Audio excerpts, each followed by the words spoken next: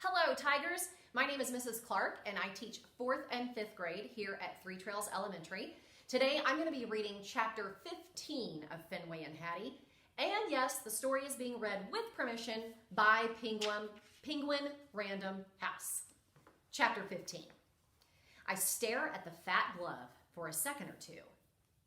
I can't believe I've finally come face to face with it. Prepare for certain doom, you no-good glove.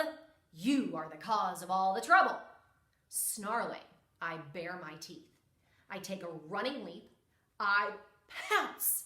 Clenching it tightly in my jaws, I whip my head from side to side. The glove is stiffer and heavier than I thought it, way more leathery. I let it drop to the porch floor. Time for the real work. I creep slowly around the perimeter of the glove, my gaze firmly upon its smooth surface. Its weakness is here somewhere, and I will find it. Aha! I spot a bit of string like a leathery shoelace. It's the perfect place to begin. And as I examine the glove more closely, I see more of them. Lots more. Probably millions! Could this be the easiest job ever? I chomp down on the nearest bit of string. I tug and tug with all my might. I will not relent. But the string is not budging. I have to stop and rest, panting like a weakling, until I spot a more vulnerable-looking piece right next to it. I'll get you, you other piece of string. My teeth have been preparing a lifetime for this very situation. Chomp! I pull and pull. My jaws are tired, but they will not give up. I steady the glove with my front paws and dig my weight into my hind legs. I tug my head back and back and back. For a long, long time, I keep at it. Now and then, I hear the ladies' voices next door muttering to each other. What's going on over there? But there's no time for socializing. Nothing will distract me from my goal. After more and more biting and pulling, I hear an encouraging ripping noise. Progress? With each tug, the string rips a little more. I pull and pull and pull. At last, a bit of the end breaks off. I spit it onto the porch, panting and drooling. I glare at the glove, inspecting the damage. Other than a few teeth marks, it looks exactly the same as before. One thing is clear. There's a lot more work to do. Luckily, there are millions of strings left. I'm biting and chomping and chewing till my jaws are aching. I spit out more and more pieces. Others are fraying and tearing. They are no match for a determined dog like me. I'm exhausted, but I have important work to do. I have to finish the job. I must. Eventually, my tongue is slobbering. My lungs are panting. My sides are heaving. I stand back to admire what's left of the glove. Most of the strings are ripped or gone. The fat, leathery part is full of holes and tears. There's no doubt about it. This glove has been sufficiently attacked. I sink down onto the porch. All I want is a well-earned nap in the sun. But for some reason, the ladies choose that exact moment for conversation. Fenway, Patches calls, sounding concerned. Is everything all right? Somehow, I find the energy to trot over to the fence. Everything's way better than all right, I say, thrusting out my chest. Actually, everything is perfect. Goldie snorts. Really? Hattie won't be playing with that glove anymore, and she probably won't be climbing the giant tree either. She's going to be my Hattie again, just like always, thanks to me. You sound pretty sure, Goldie says. How can a dog change a short human? Maybe you've never tried, I say, or maybe you didn't have the right plan. Oh, and you do? I don't want to brag or anything, but let's just say I'm not afraid of hard work. Goldie gruffs. Are you calling us lazy? Hey, I'm not judging you. It's just we'd hate to see you get your hopes dashed, Patches says. Not that we'd know anything about that, Goldie says. The fact that you lost your angel and couldn't get her back has nothing to do with me and my Hattie. I say. It's like comparing balls and frisbees. Fenway, Patches says, hesitating like she's not sure she should continue. We've been trying to be delicate.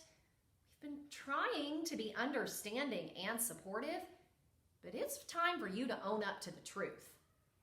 Nothing can bring a short human back.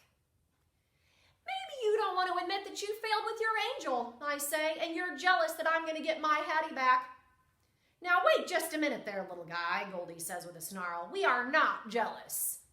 We're only trying to help, Patches adds. Why don't you save your helpfulness for somebody who needs it? I shout. My Hattie's coming back to me. Everything will be the way it's supposed to be. Just wait and see. Goldie says.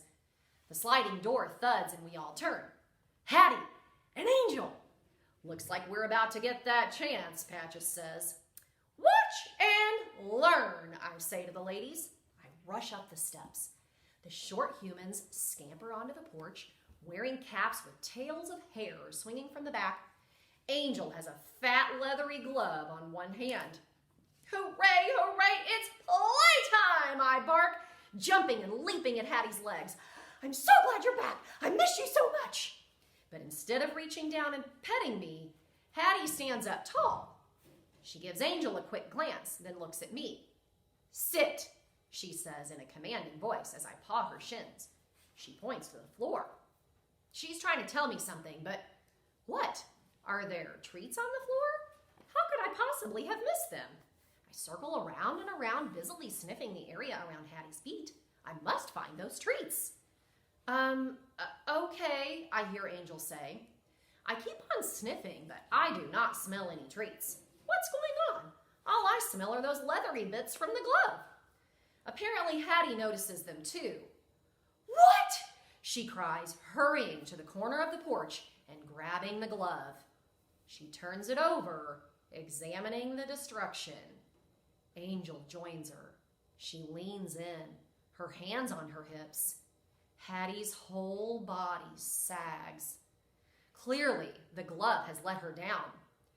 It worked. My tail goes nuts. Hattie won't want to play with that glove anymore. Now we can play chase. Come on, Hattie! I bark, bounding down the porch steps. Try to catch me! I start running through the grass. Sure enough, she's hot on my tail. Angel, too. I knew it was the best idea ever. But I have to admit, it's working even better than I thought. Fenway! Hattie yells. Around and around we go, zigging and zagging all through the dog park. My ears blow straight back. My fur ripples in the breeze. My tongue lolls to one side. I sure hope the ladies are watching. I hate to say I told them so, but Fenway! Hattie screams even louder, pretending to be mad and growly. She loves playing chase as much as I do. It's our favorite game. I'm racing around the giant tree when I see Angel coming at me from the other way. Ha! Does she think I'm an amateur? I instantly twist in reverse directions. But when I come out the other side, there's Hattie, and Angel's still behind me. They've got me cornered. It's important to win, but there are worse things than being nabbed by my Hattie. And besides that, I'm officially trapped. As she scoops me into her arms, I go to lick her cheek. She makes a sour face and she smells mad. Super mad. Okay, guys, the trivia question for chapter 15 is, what does Fenway do to the baseball glove? Thanks, Tigers, and don't forget to tune in again tonight as Mrs. Wortham reads chapter 16.